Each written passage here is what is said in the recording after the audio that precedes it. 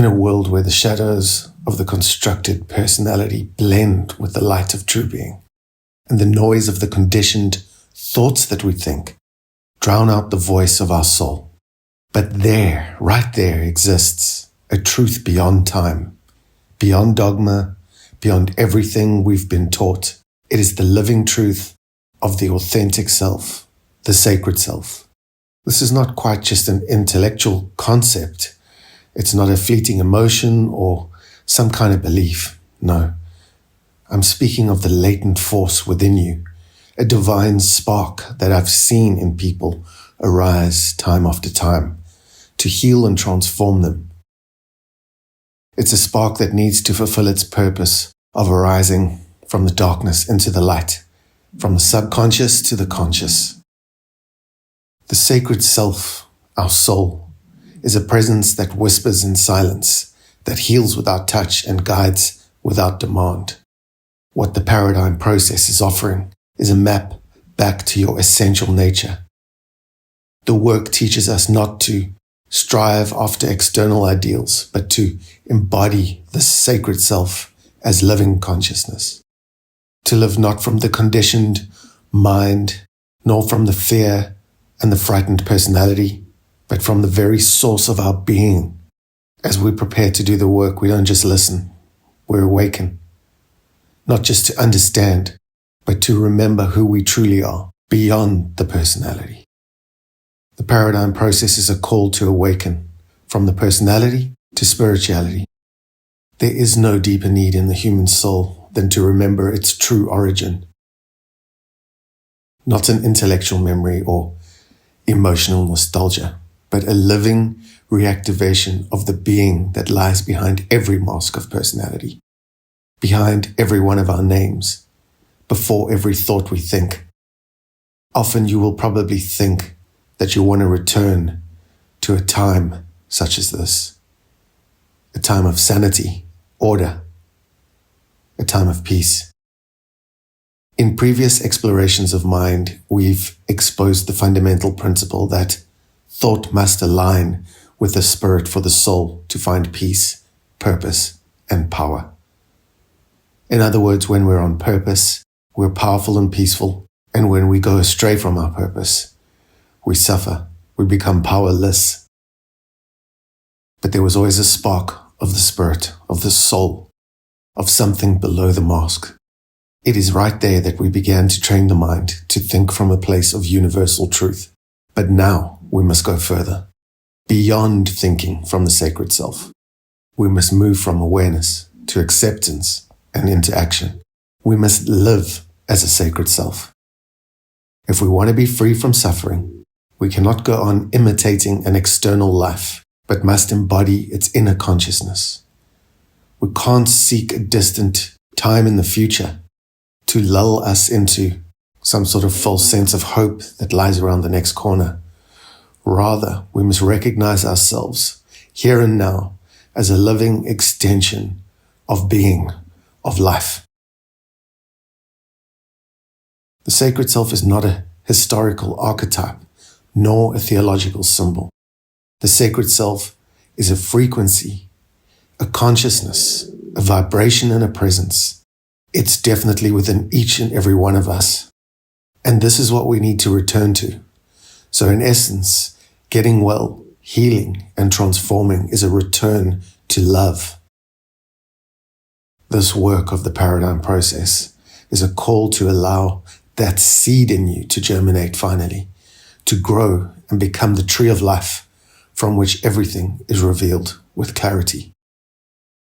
So living from an awakened state of consciousness or the sacred self isn't a mystical exaltation reserved for just a few people. No, it is the inevitable destiny of every single one of us that grows weary of the conflict, the suffering, depression, anxiety, and the illusion of the separate self, the illusion created by the persona, and the emotional waves that follow bring the desires for us to finally embrace the stillness that is far beyond IQ or intellectual understanding. It is no longer about adjusting negative thoughts or training oneself in correct affirmations anymore. It is about surrendering the entire analytical mind, conditioned by the personality, so that silence can speak, so that the eternal word, the essence of being really, can take form in you. In other words, you become who you really are, without the masks, without the frightened personality. At this point on the path, an inescapable truth arises. It is not about changing the world. That's a trap. It is about ceasing to inhabit the world created by the personality and remembering there is another one, a real, wonderful world that exists beyond the personality. You see, your personality creates your personal reality. The way we think, act, feel, behave, the way we respond to people creates our moods, our thoughts, our temperament, our personality traits, and then one day the person who we believe we really are.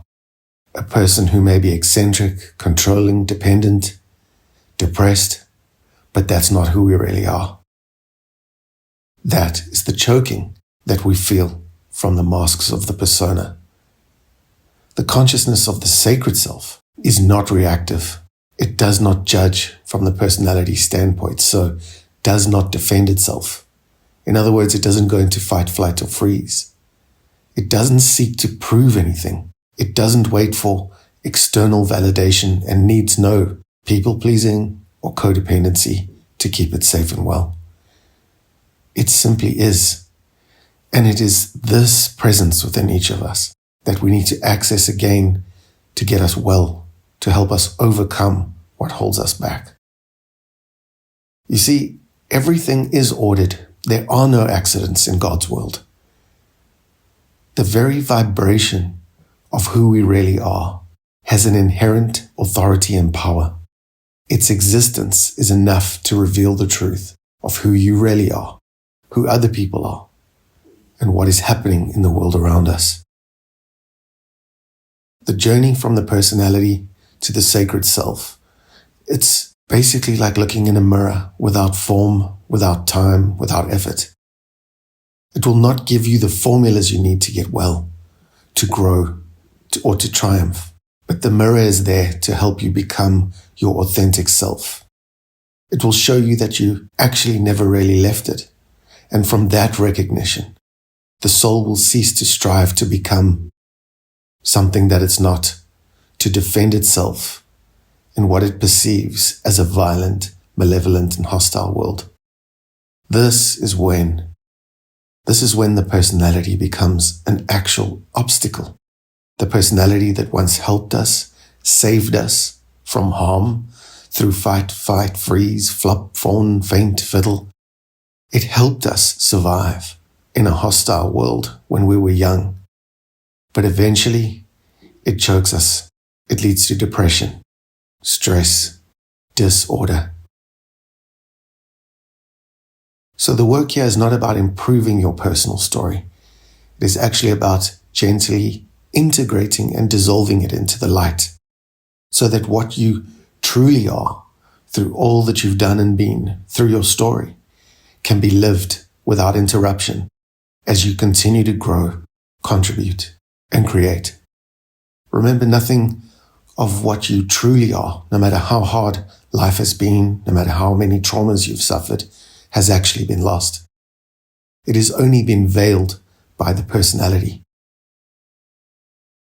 The work you need to do to create a paradigm shift removes that veil, not with violence, but with certainty, not with anxiety, but with reverence for life. Because what is waiting for you is not on the outside.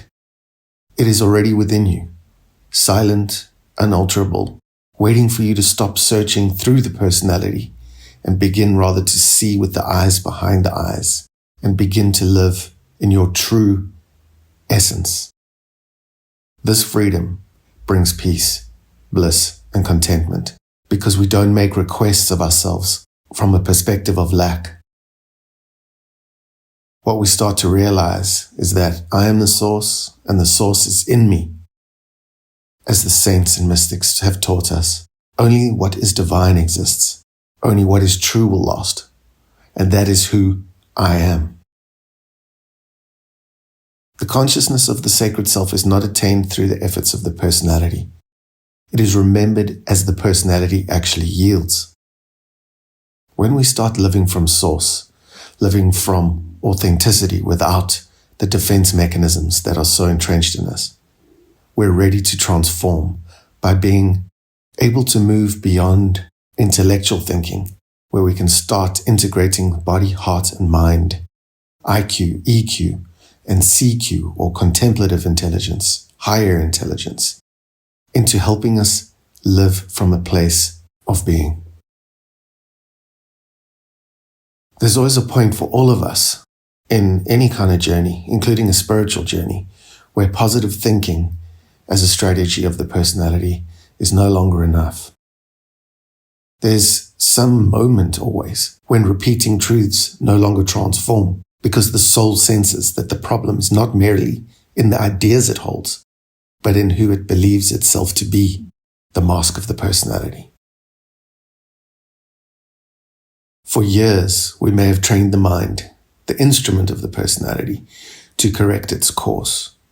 We replace negative narratives with affirmations of good where we can. We've watched our words, disciplined our emotions, chosen higher thoughts. We've probably tried it all at some point. And all of that has been useful for refining the personality. But if consciousness does not take the next big step, a paradigm shift in identity, transformation stagnates and suffering arises. Because thinking well from the personality, from the limbic system, from the lower brain, from the lizard brain, is not the same as living from being, from the sacred self. Thinking that happens in our frontal lobes, 40% of our brain, the CEO of the brain that we hardly use because the brain itself loves working on subconscious, automatic, habitual repetition. Sooner or later we stop creating and our brains recede into the known, the certain, the stagnant. You can think of love and still feel separated from it if the personality remains the seat of your identity. Remembering who you really are will set you free. You see, you can affirm abundance and continue vibrating and perceive lack from the personality's perspective, or you can declare unity and still judge from the identity of the separate self. Because correct thinking alone, when originating from an unexamined personality, is not enough. I always say to people, your best thinking got you here, got you into this chaos. Only when thought arises from true being, from the contemplative intelligence and the consciousness of unity, does it carry the healing and creative power of truth. When we look at Jesus and his miracles, he did not think to create miracles from a separated self. He lived from the consciousness of the sacred self, from the indivisible, non-dual being. He didn't need to convince himself that something was possible. He knew. From that state of being, that nothing real could be absent, is the state from which he spoke, he acted, and he created miracles. Not as one seeking a connection, but as one who knew that he was never disconnected. See, the difference is total here. Correct thinking by the personality seeks to change what it perceives. Thought from the being, the sacred self, recognizes what has always been. You see, what is real never changes. So while one part of us struggles, the other reveals. Much like Genesis, the beginning, and Revelation, or revealing, it never really ends, this journey of finding our sacred selves. If we really want to heal, grow, transform ourselves, we must live from the inner sacred self. It's not about modifying your inner dialogue to make the personality feel better. It is about undoing the belief that you are a separate self, a personality that needs to improve to be worthy. You see, so it's not about your self-esteem. When you identify with the anxious personality, you can start to believe that's who you really, really are. And to take that mask off becomes almost impossible.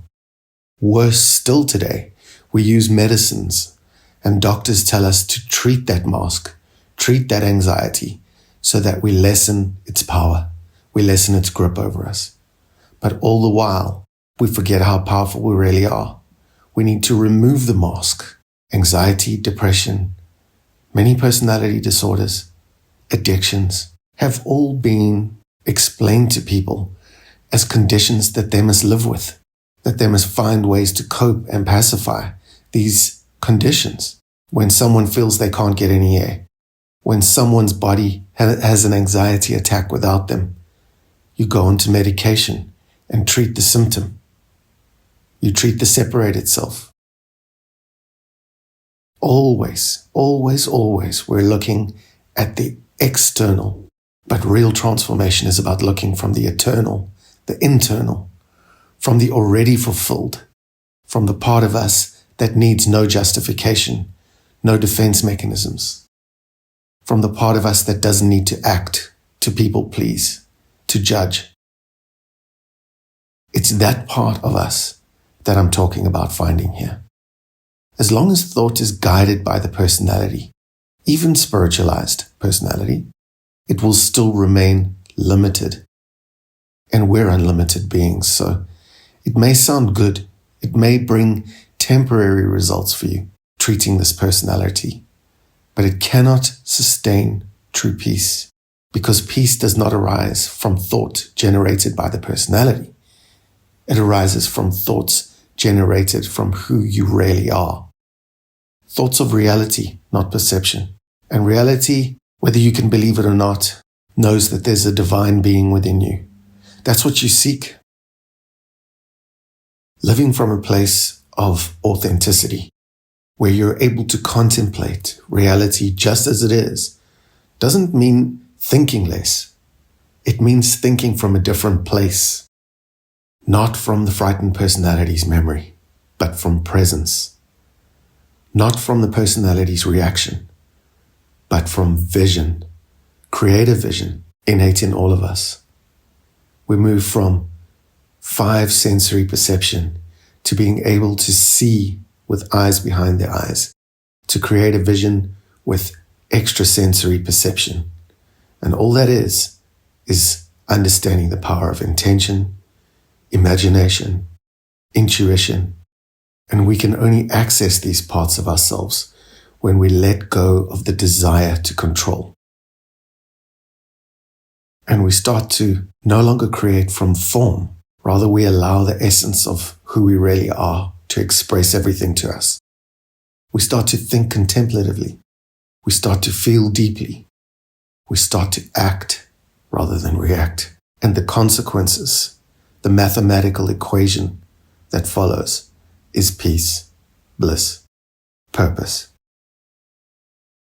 So you no longer create from form. Rather, you allow this essence to express everything through you. The answers we seek are already there. And at first we can access this through an occasional state of contemplation or meditation. But eventually, through practice, we can change our constant identity. We can truly transform. For centuries, the concept of a higher self or a divine self, or even some kind of connection between people and the universe, has been warped in various cultural and theological garments, loaded with symbols and debated, and essentially the baby has often been thrown out with the bathwater. It's led us to actually stop believing in higher consciousness, in spiritual awakenings, in states of metacognition or higher thinking. To speak of the sacred self is really to speak of humility, of presence, of non-duality. It is to look at the world without the personality's ingrained separations, to think without its judgments, to live without its defensive, and to act without its personal agenda of defense. And let me tell you, that defense that the personality creates is the first act of war. War on the self, and then a war on the world outside. A war on your environment, where you don't succeed in your career, in your relationships, in your fulfillment, in finding adventure, growth, happiness. If we want to get well, heal, grow, and transform, we need to stop creating distance from what is truly your deepest identity. It's time now to connect with the frequency, a pure, silent, and loving vibration within each of us that can really set us free. But it's something that we don't create with the personality. All you need to do to connect with it and access it is to clear the dominance of the personality so that it can take the throne of your consciousness. We're all carrying around a 20-ton shield to defend ourselves. And eventually the heaviness of it all weighs us down. Burnout, depression, addictions, generalized anxiety that is ripping through 60% of America at the moment is bringing people to their knees by the billion. When we lose our identity, when we forget who we really are, we suffer. So we need to restore a clear vision that does not judge, but understands from a deeper level than the persona. Low self-esteem is commonplace with all of us today, but we are led to believe a lie. When we see through that eye, we look down on ourselves, berate ourselves, run constant streams of negative affirmations against ourselves, and we wonder why we fall. What we need to do is never forget who we really, really are. So this journey to look within and find out who we really are has become essential. Awakening is a sacred moment, a moment of clarity in which the mind opens, the heart expands, and the soul finally remembers. If only for a second or so, it gets a glimpse of what is. It sees what is truly behind the confines of these walls and masks of the personality. Sometimes it's like a flash of lightning that cuts through the darkness of the personality's conditioned mind. These conditioned thoughts can be stripped away and reveal the face of who we truly are. But that moment, no matter how beautiful, is not the destination. It's only the door. It's only the beginning. Many have had moments of awakening, of some sort of healing, but often they return to the noise, the division, the separate self, the same old struggles with that personality. Why does this happen?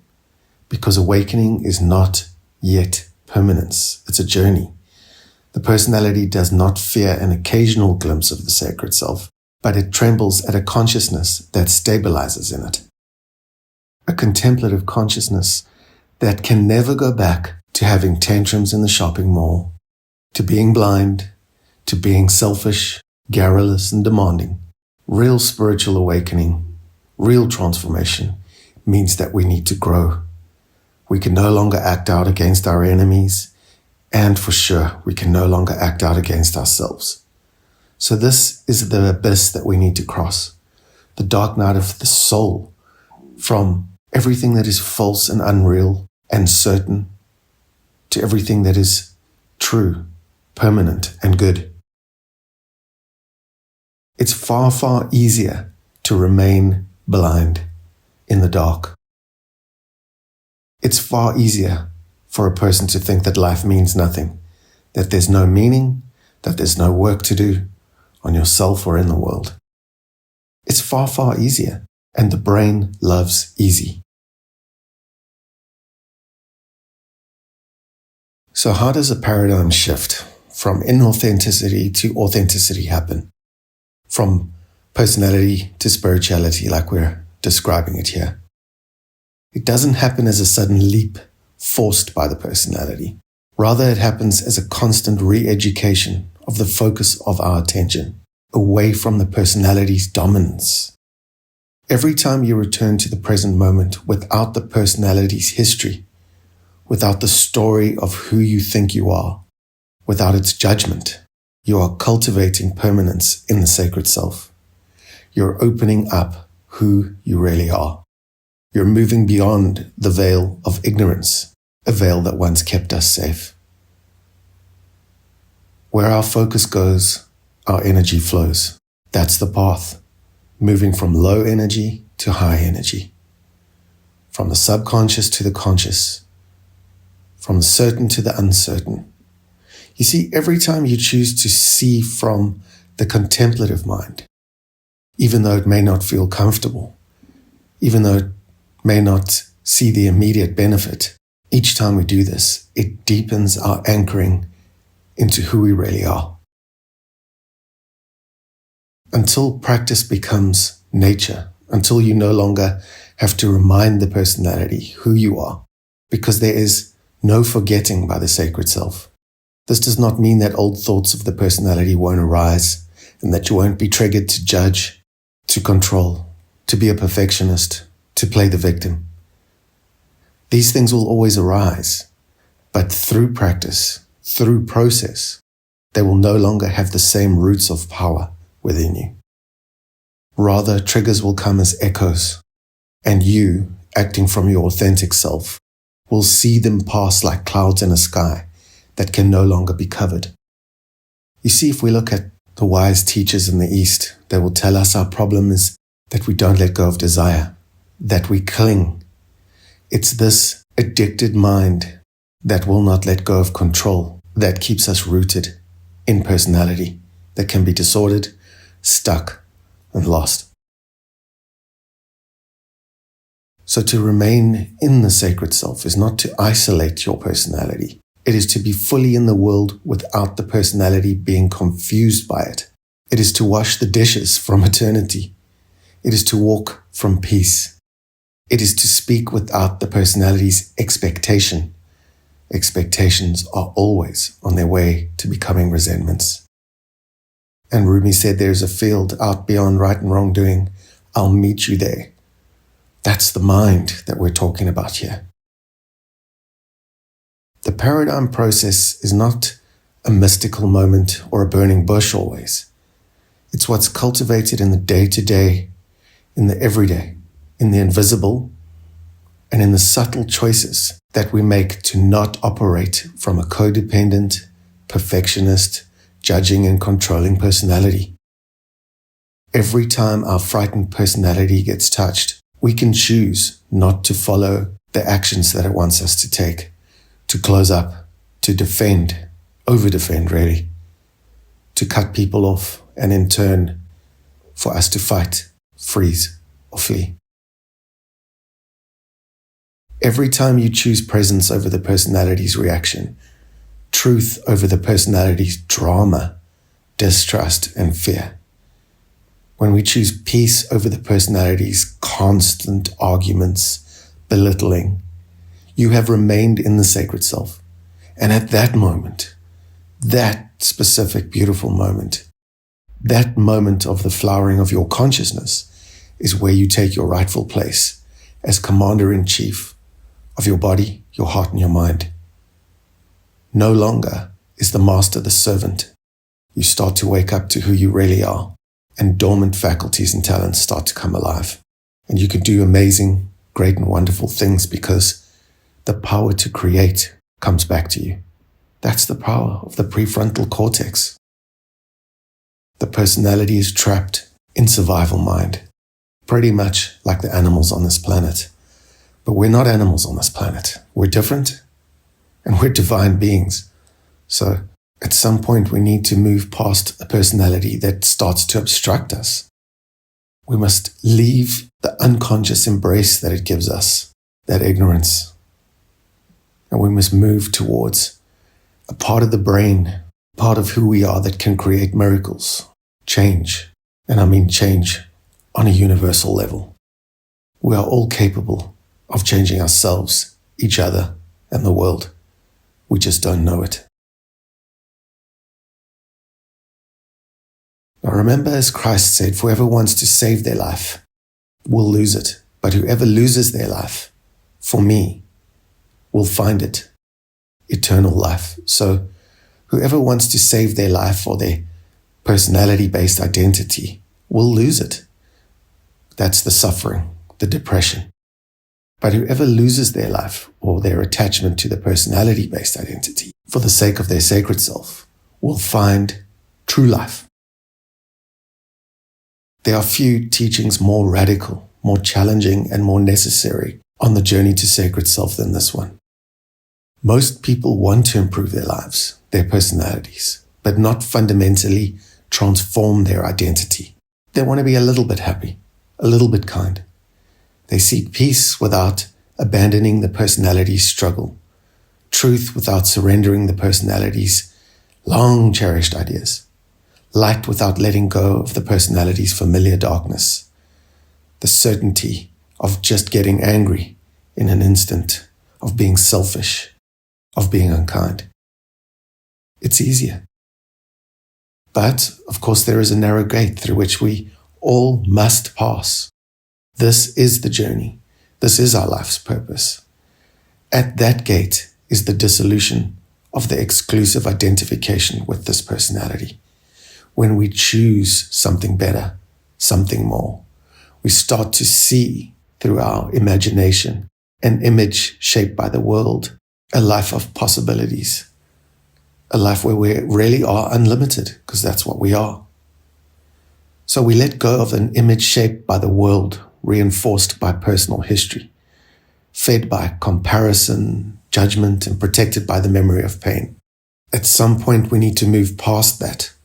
There's no medication in the world, no psychiatrist, psychologist, or therapist that is going to help you do this inner work. There's nothing in your environment that can help you. And in the same way, your environment doesn't control you. You control your environment from within. Remember, your personality becomes your personal reality. I often say, who are you without your story? Because it's something we don't think of. Who you are when you are defined by your personality's name, your identity, its story, its body, fat or thin, tall or short, its occupation, wealthy, not wealthy. When we define ourselves by our traumas and wounds or even by our accomplishments, when we think like this, we can't find any real lasting peace. So who remains when we take all the titles and labels and memories away that your personality believes you actually are? The brain thinks that nothing will remain, but that's a lie. What remains is the divine living in you, the divine that is in all of us, the divine nature that God gave us all. And that is what we're calling the sacred self here. The illusory personality is noisy. It speaks a lot. It's always defending its position, justifying its actions, seeking validation. It has a constant hunger for recognition. It lives comparing itself, always in comparison, feeling superior or inferior, but never at peace, because its foundation is not love, it is fear. Now we're getting to something real, something big. Fear can only fabricate a limited personal identity. It cannot remember the truth of who you really are, who you're really becoming, what this life is all about. I mean, this is why people commit suicide. They think that the brain and the body and the heart have to go. No, only the thinking has to go. The thinking that you're a fixed identity really creates such chaos in people because it's changing always. It's unstable. It's contradictory. It's fragile. It needs to construct and reconstruct its image to feel secure. And that security that personality once gave you that worked just doesn't get you there.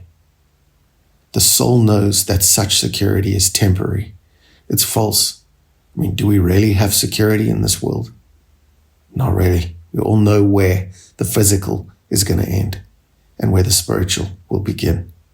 And as long as you identify exclusively with that version of yourself, this personality or the lower version of yourself, the container that you needed to build who you really are, as long as you identify with that, you will keep walking in circles. The feeling of walking in those circles is powerlessness. And as I've seen working with people for almost a quarter of a century now, there's no worse feeling than powerlessness. It really is like a feeling that I can't do anything about this, a feeling that can drive you to insanity. But that sense of powerlessness is trying to get us to cross the dark night of the soul. It's trying to get us to cross over the bridge and create a paradigm shift from false identity to true identity. So the personality is not your enemy. It is a mechanism, a temporary structure of thought and behavior patterns formed once to give you a sense of continuity in the world. But there comes a moment for all of us when its dominance no longer serves and when it is no longer the vehicle for growth, but a limitation. If its grip is loosened, we start to come free. The consciousness of the sacred self cannot flourish in a soul identified solely with personality, with masks. That is why the spiritual path that so many people talk about is not about improving the personality indefinitely. No. It is about being born again. It is about awakening. It is about a paradigm shift or total transformation. It is the end of the personality, actually, as the center of our existence. But in turn, it is the birth of being, the birth of truth, and the birth of an emerging self that is yearning, always has been yearning, to be free, to be one, to fit in, which we all do. The personality doesn't fit in. Fear fits nowhere for very long. It is love that endures and love that's finally going to set us all free. So how is the exclusive identification with the personality dissolved? First, with awareness, with recognition. You cannot undo what you have not yet seen. You need to observe your personality without judgment. In stillness, meditation, contemplative practices help us get there. And in those moments, we need to recognize when you speak from that character, from that actor, from that people pleaser. Recognize that character and then decide on what you need to let go. No longer do you need to defend. There's no saber-toothed tiger in the grass trying to get you all the time. That'll drive us insane. By observing without condemning, by stopping those judgments that we make all day long, the personality begins to finally lose its power. Because it feeds on unconscious reaction and cannot survive unchallenged in the light of consciousness. So we're moving from contracted consciousness to expanded consciousness to pure consciousness. We also get rid of it, loosen its tight grip with surrender. You cannot hold on to your idea of yourself as only a personality and simultaneously hold on to the light of your soul, your true self. Sooner or later, the personality's dominance must give way, and surrender is not defeat for the true self, it's liberation. We are not broken down when we work on ourselves, when we go within, when we do the work of psychotherapy, the work of self-examination. We don't break down, we break open.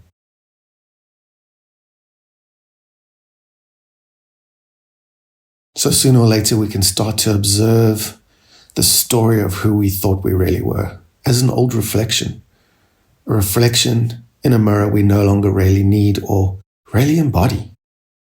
We stop repressing things, we stop denying things, we stop denying especially the existence of who we really are. In fact, we can say to the personality, thank you for what you were, but now the sacred self arises in me, and it is my primary identity. It is who I really am. The only way not to return to the illusory dominance of the personality is to live fully in the aura of the sacred self, in the now, in presence. The character of the personality, the actor, primarily exists in psychological time, in the past, which it repeats like a bad habit. But in the now, there is no fixed character. There is only being, only truth, only the sacred self. So making this kind of thinking a living practice is our work.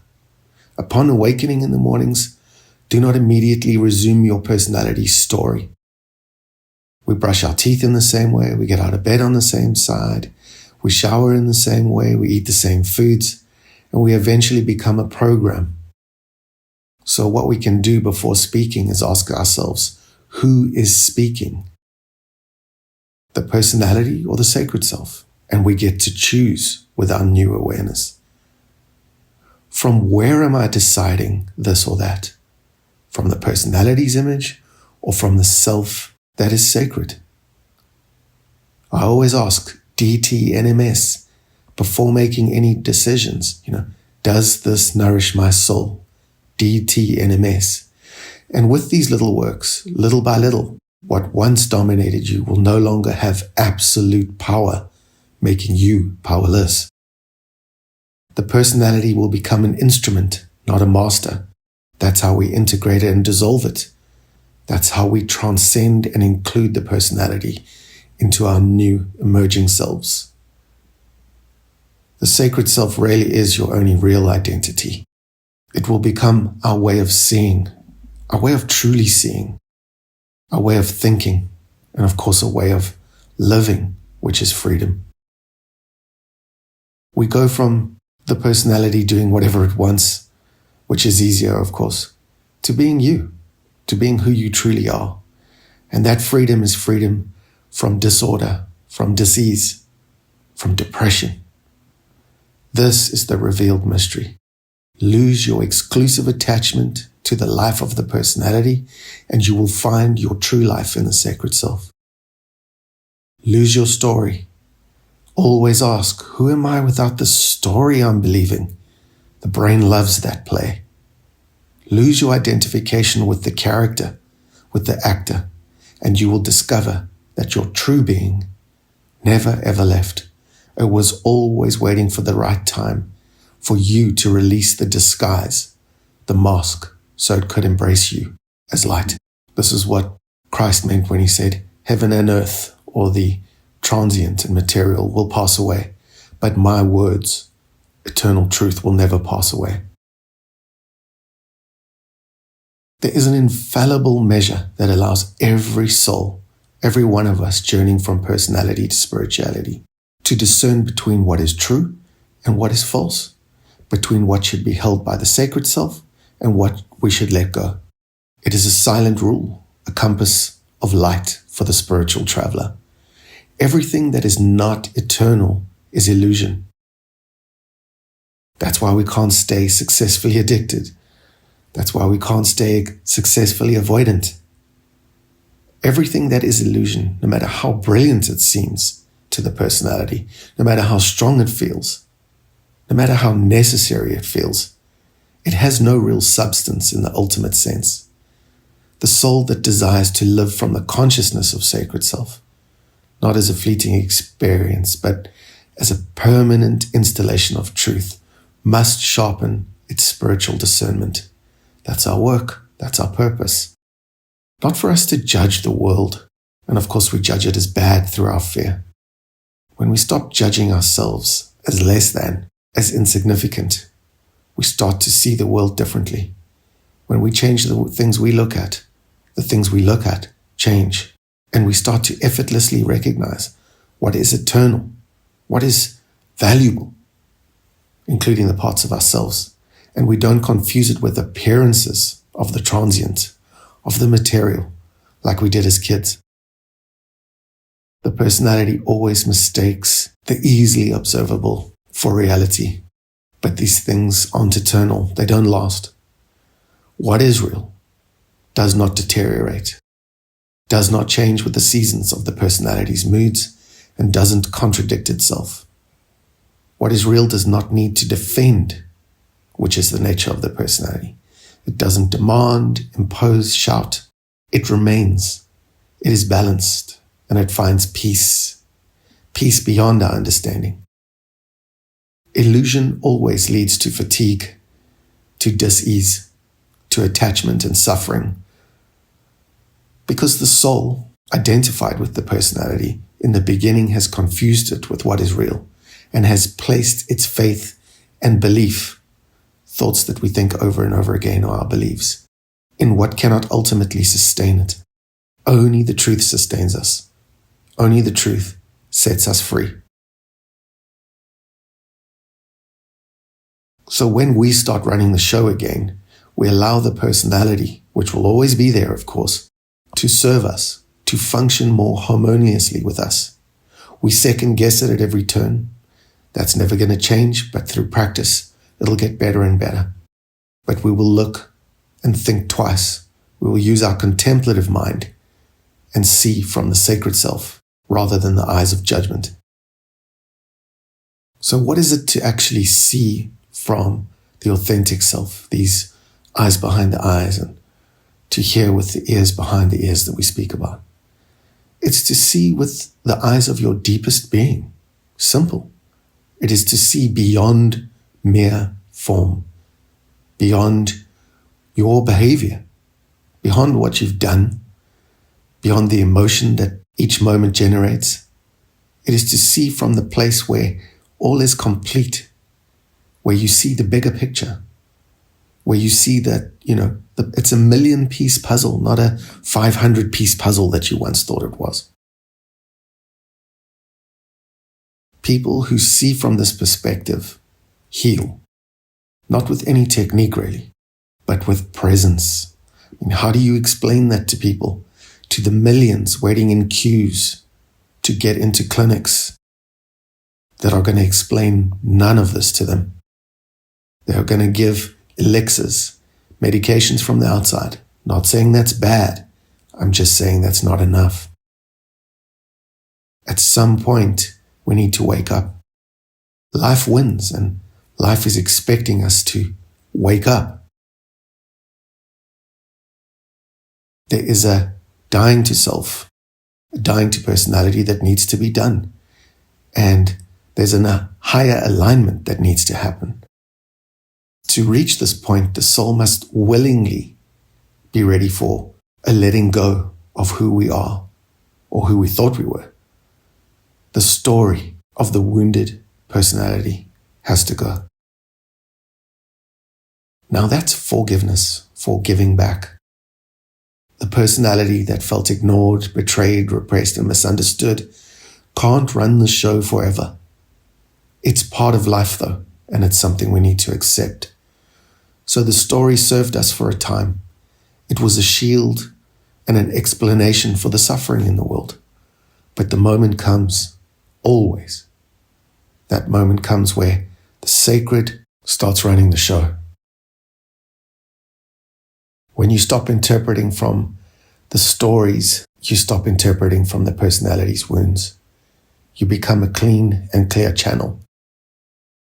You no longer project your personality and your shadow onto other people. You no longer speak from raw emotion. You're no longer reactive. You don't need to protect that image that you thought was so important to yourself, because in seeing you understand, and in understanding, you're free. It's not that the personality is cold. It's just that the compassion from the sacred self is so much stronger. Love so much stronger than fear. So we're being pulled out of fear, protection, stories of an unsafe world, into love, beauty, kindness. We're moving from coldness to boldness. And when we do that, we sort of become non-reactionary to the foolish things in life, to the silly things. That whole story, that personality's drama, no longer vibrates at the frequency of who you really are. To see the absolute is to live from presence, from the eternal now, not from these stories of the personality's fears, what the body conditioned by the personality feels, but from the presence of the sacred self that remains, from that part of you that does not age, does not fragment, does not need to prove anything. And from there, everything becomes clear, not because things change on the outside, but because you no longer see these things on the outside, as you did before. You have stepped out of the personality cycle of interpretation and entered the flow of pure vision, of expanded and pure consciousness. The vision of your sacred self that does not seek mere reasons, but truth. This is living with the eyes of the spirit, the soul, the sacred self, whatever you want to call it. So make this your practice. You do not need to change the world through the efforts of your personality, through force. You only need to change the standpoint from which you see it. And by doing this, you are no longer a reactive personality. You are no longer the personality that repeats the conditioning, the habits. We need to break the habits of being ourselves. We need to create a new vision. And that vision I often relate to being in a skyscraper, 100-floor skyscraper. And we move from a dark basement up through each level.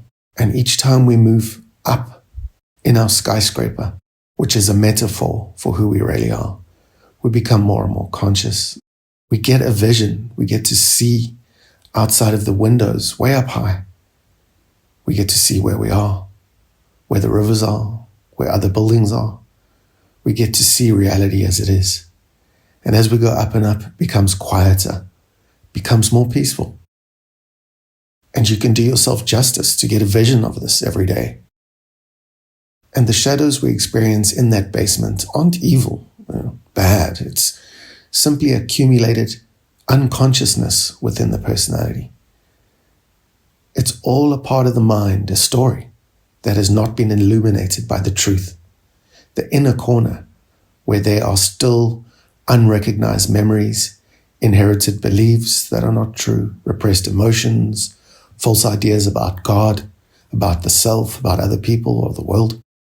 All of that, though hidden, influences everything we do. We project and create through the personality in the beginning because we didn't recognize things as they truly were. So this flowering of consciousness, this journey that we're all on, is how we heal everything that stands in the way of living a joyful life of contribution. Everyone can heal their life, no matter who they are. And the work is not done by changing the external environment. That is the trap. That is what all the prophets, mystics, and masters have taught us. The answers really are within. Our brain has not developed enough to let us understand this divine or sacred self. It's more frightened than it's ever been. Yet, that saber-toothed tiger is just not really there. The dragons that chase us are just an illusion. That fearful mind can ruin your life. It can destroy dreams, hopes.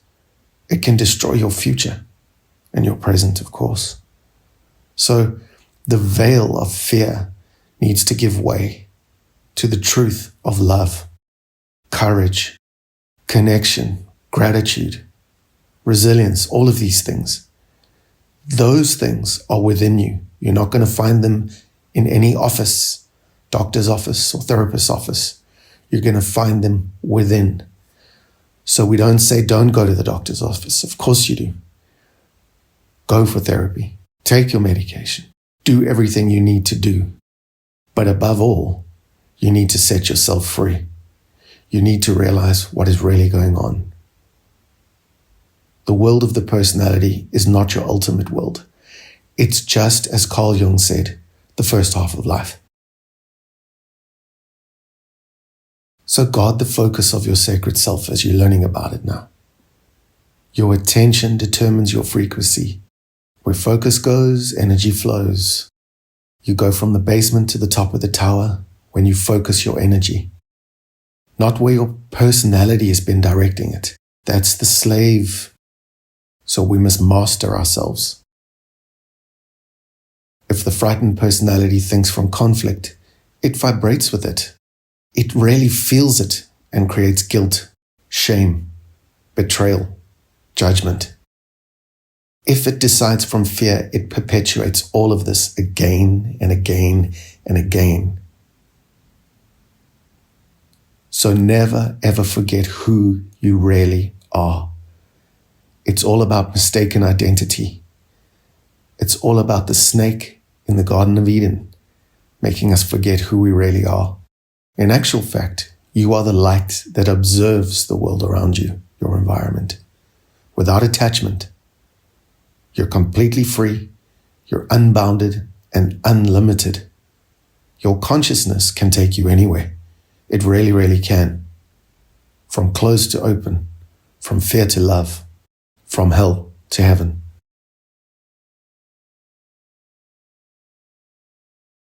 Practice contemplative intelligence daily. Don't go with your first thought, but think. Be still and know that I am God. All of these things are living practice, spiritual maturity. So we practice neutrality. We practice not reacting. And we do this all from the consciousness of our sacred selves, not our personalities. The love of the sacred self, of who we really are, is total. It does not adapt to the personality's forms. It transcends them. That means it goes above form. Never do we need to ask which personality trait we have is right. Our judgments, our need for being a victim or a perfectionist. No. We always respond to life with the same vibration that life has. That means there's no conflict. So we learn to breathe underwater. We learn to breathe from the being of our divinity. Your breath reveals your vibration. Think of someone who is anxious and breathing and fearful, and think of someone who is peaceful and loving who is breathing. The centered mind of the sacred self breathes deeply and clearly, not as a forced technique. We don't force anything. We just align. It's almost natural at a point. So do the work, practice contemplative intelligence, and you don't even need words at a point. Only attention, focus, awareness, presence. From today, do not let the personality negotiate with its old patterns. When the frequency drops, the personality speaks louder. It tells you that you are not progressing, that this journey to the sacred self doesn't work, that you should return to your old patterns. And it gets loud. But you, as the emerging sacred self, already know that voice is not the ultimate, the real. Your work is for the personality to argue with it. It is not to defeat it. Rather, just observe it. Do not believe that those thoughts, those 85,000 thoughts that run through your head each day, have the final word. Do not react to them. This is how we dissolve the fear within. All illusion of the personality needs energy to sustain itself, and you, as a sacred person, no longer give your primary energy to it. You can kill anything by not feeding it.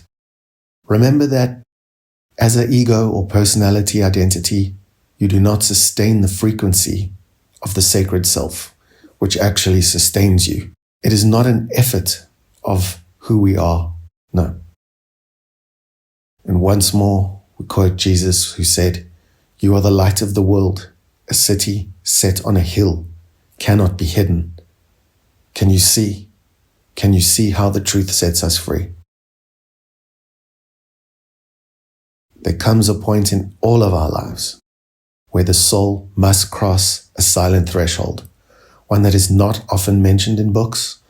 It's not taught in classrooms, universities, but it's something which every true awakening requires, for the personality to stop trying to be a channel and for the sacred self to become presence, being, whatever you want to call it, for the ego, the personality, that false identity that we have must stop transmitting the false, the shadow, and the darkness. And it's in this way that we become the light. Goodness. It's what we all want. What you can do today is live from the now, live from presence, learn to surrender, to let go of your need to control, let go of being a perfectionist. Let go. When you're in the present as the sacred self, surrender is not even an effort. It's natural. You move beyond duality and things just start to flow. So embrace what comes through the sacred self. Without the personality losing its center, we integrate and dissolve what was our story into who we're becoming. In every difficult situation, conversation, or event, respond, don't react. Question the frightened personality when it gets triggered and respond with authentic love, authentic power. Look for the gap or the pause in between stimulus and response. Says Viktor Frankl, there's a gap, and that gap is what you need to practice every day. Make each day a living expression of consciousness, of truth.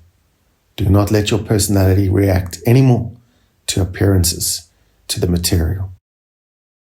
You don't need to let your personality into the game of fear and separation. Keep your frequency. Keep your energy directed and simply remain aware of who you really, really are.